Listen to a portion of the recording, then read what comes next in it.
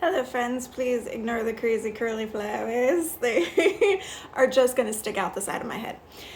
Welcome back to Pride and Prejudice by Jane Austen. This is chapter 45.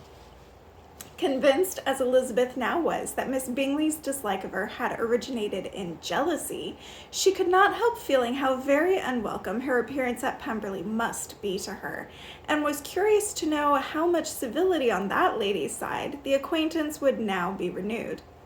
On reaching the house, they were shown through the hall into the saloon, whose northern aspect rendered it delightful for summer. Its windows, opening to the ground, admitted a most refreshing view of the high woody hills behind the house and of the beautiful oaks and the Spanish chestnuts which were scattered over the intermediate lawn. In this room they were received by Miss Darcy, who was sitting there with Mrs. Hurst and Miss Bingley, and the lady with whom she lived in London. Georgiana's reception of them was very civil, but attended with all that embarrassment which, though proceeding from the shyness and the fear of doing wrong, would easily give to those who felt themselves inferior the belief of her being proud and reserved. Mrs. Gardiner and her niece, however, did her justice and pitied her. By Mrs. Hurst and Miss Bingley, they were noticed only with a curtsy, and with their being seated, a pause, awkward as such pauses must always be, succeeded for a few moments. It was first broken by Mrs. Annesley, the genteel, agreeable-looking woman, whose endeavor to introduce some kind of discourse proved her to be more truly well-bred than either of the others. And between her and Mrs. Gardiner, with occasional help from Elizabeth, the conversation was carried on. Miss Darcy looked as if she wished for courage enough to join in it, and sometimes did venture a short sentence when there was least danger of its being heard.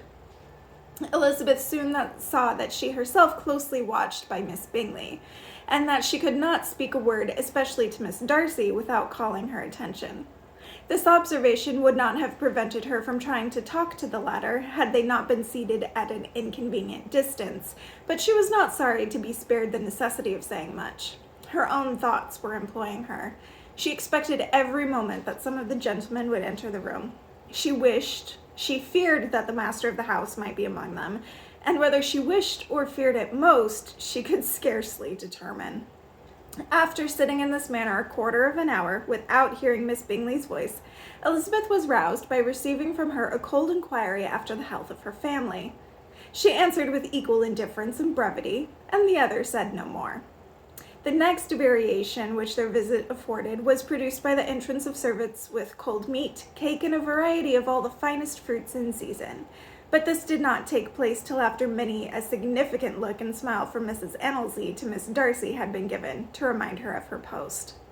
There was now employment for the whole party, for though they could not talk, they could all eat, and the beautiful pyramids of grapes, nectarines, and peaches soon collected them round the table.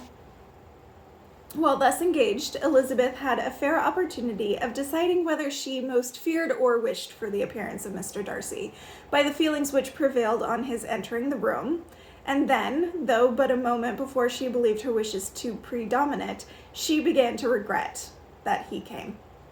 He had been some time with Mr. Gardiner, who, with 2 or 3 other gentlemen from the house, was engaged by the river, and had left him only on learning that the ladies of the family intended a visit to Georgiana that morning. No sooner did he appear than Elizabeth wisely resolved to be perfectly easy and unembarrassed. A resolution the more necessary to be made, but perhaps not the more easily kept, because she saw that the suspicions of the whole party were awakened against them, and that there was scarcely an eye which did not watch his behavior when he first came into the room. In no countenance was attentive curiosity so strongly marked as in Miss Bingley's, in spite of the smiles which overspread her face whenever she spoke to one of its objects, for jealousy had not yet made her desperate, and her attentions to Mr. Darcy were by no means over. Miss Darcy, on her brother's entrance, exerted herself much more to talk, and Elizabeth saw that he was anxious for his sister and herself to get acquainted, and forwarded, as much as possible, every attempt at conversation on either side. Miss Bingley saw all this likewise, and in the imprudence of anger, took the first opportunity of saying with sneering civility, "Pray, Miss Eliza, are not the shire militia removed from Meryton? That must be a great loss to your family." In Darcy's presence, she dared not mention Wickham's name, but Elizabeth instantly comprehended that he was uppermost in her thoughts, and the various recollections connected with him gave her a moment's distress, but exerting herself vigorously to repel the ill-natured attack, she presently answered the question in a tolerably disengaged tone. While she spoke, an involuntary glance showed her Darcy with a heightened complexion, earnestly looking at her, and his sister, overcome with confusion and unable to lift up her eyes. Had Miss Bingley known what pain she was then giving her beloved friend, she undoubtedly would have refrained from the hint, but she had merely intended to discompose Elizabeth by bringing forward the idea of a man to whom she believed her partial, to make her betray a sensibility which might injure her in Darcy's opinion, and perhaps to remind the latter of all the follies and absurdities by which some part of her family were connected with that corps. Not a syllable had ever reached her of Miss Darcy's meditated elopement. To no creature had it been revealed where secrecy was possible except to Elizabeth, and from all Bingley's connections her brother was particularly anxious to conceal it, from that very wish which Elizabeth had long ago attributed to him of their becoming hereafter her own. He had certainly formed such a plan, and without meaning that it should affect his endeavor to separate him from Miss Bennet, it is probable that it might add something to his lively concern for the welfare of his friend. Elizabeth's collected behavior, however, soon quieted his emotion, and as Miss Bingley, vexed and disappointed, dared not approach nearer to Wickham, Georgiana also recovered in time, though not enough to be able to speak any more. Her brother, whose eyes she feared to meet, scarcely recollected her interest in the affair, and the very circumstance which had been designed to turn his thoughts from Elizabeth seemed to have fixed them on her more, and more cheerfully.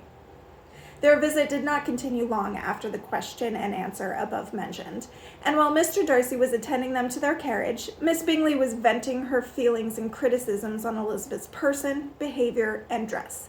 But Georgiana would not join her. Her brother's recommendation was enough to ensure her favor. His judgment could not err, and he had spoken in such terms of Elizabeth as to leave Georgiana without the power of finding her otherwise than lovely and amiable. When Darcy returned to the saloon, Miss Bingley could not help repeating to him some part of what she had been saying to his sister. "How very ill Eliza Bennet looks this morning, Mr. Darcy," she cried.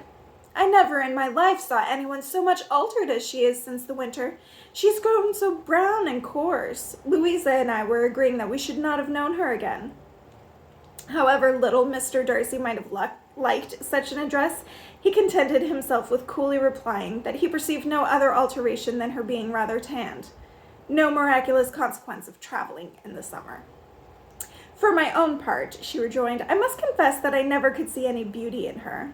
Her face is too thin, her complexion has no brilliancy, and her features are not at all handsome. Her nose wants character, there is nothing marked in its lines. Her teeth are tolerable, but not out of the common way. And as for her eyes, which have sometimes been called fine, I never could perceive anything extraordinary in them. They have a sharp, shrewish look, which I do not like at all. And in her air altogether there is a self-sufficiency without fashion, which is intolerable."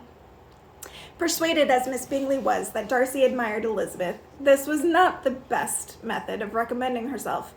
But angry people are not always wise, and in seeing him at last look somewhat nettled, she had all the success she expected.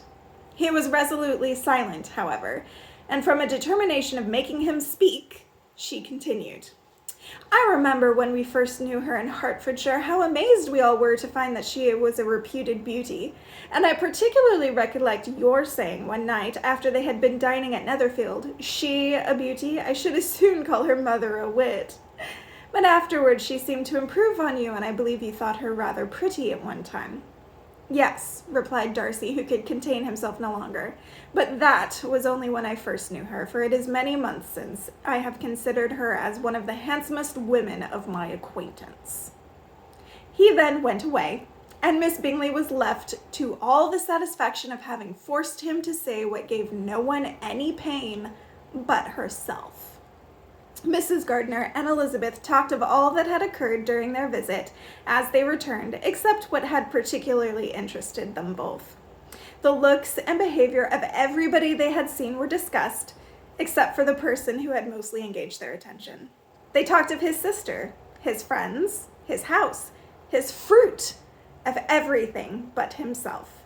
Yet Elizabeth was longing to know what Mrs. Gardiner thought of him, and Mrs. Gardiner would have been highly gratified by her niece's beginning the subject. Oh, Miss Bingley, Miss Bingley, when will women learn that tearing other women down does not make you look better in the eyes of men you fancy? Like, seriously, it's not a good look. It's not a good look. When will women learn this? I'll see you next time.